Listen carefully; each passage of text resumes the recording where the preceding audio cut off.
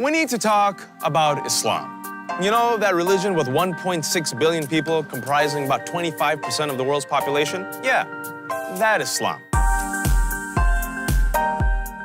You see, Islam is currently the world's second largest religion. Christians, don't worry, you're still number one. Even though it's been around for 1,400 years, Islam is still woefully misunderstood, especially in the United States. Despite what your crazy but lovable uncle says on Facebook, Islam does not promote hate. I'm not commanded to kill the infidels. Quran.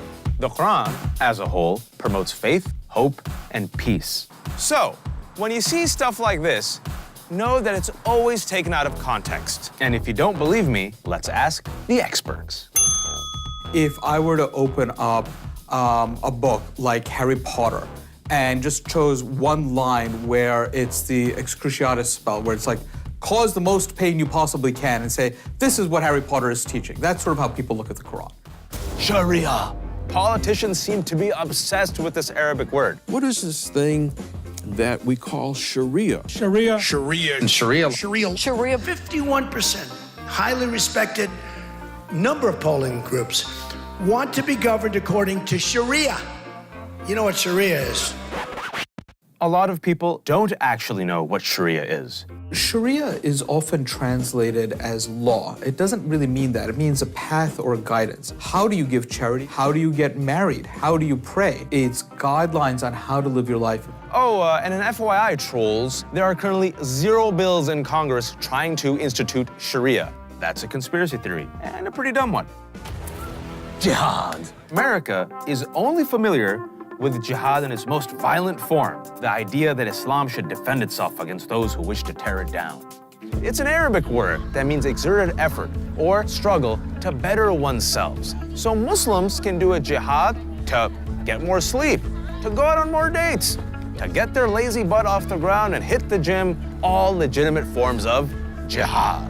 Hijab. There is a strange, sick obsession with Muslim women who cover their hair. The internet is filled with images and commentary about Muslim women fashion and appearances written by people who frankly don't understand it or are afraid of it. In the Quran, there are about two verses amongst 6,000 verses that address how we should conduct ourselves when we talk about modesty. Hijab is actually not a word that's used in the Quran. I choose to dress this way. For me, it really is an outside expression of an inward experience. People tend to think Muslim women are limited, and honestly, some are.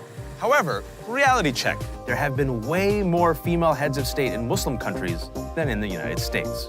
There are a few Muslim countries, such as Saudi Arabia, that limit Muslim women's rights. They're taking God-given rights that God has given to women and imposing their own views and opinions on what it is that women need to do and not do. They're the ones that are contradicting Islam. They're the ones that are bringing in alien influences into the faith, not the other way around.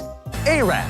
Arab. Do not assume an Arab equals a Muslim or a Muslim equals an Arab. Let me break it down. Muslim is a term that refers to a person who follows the religion of Islam. Arab is a cultural, linguistic, and ethnic term broadly referring to Arabic-speaking people in the Middle East and North Africa. There are millions of non-Muslims in Arab-majority countries who happen to be Christian, Zoroastrian, Baha'i, even atheists. Hopefully, this has cleared up some of the garbage that jams up your news feed. And remember, Islam, like any other religion, is complex and requires more than one video to understand it.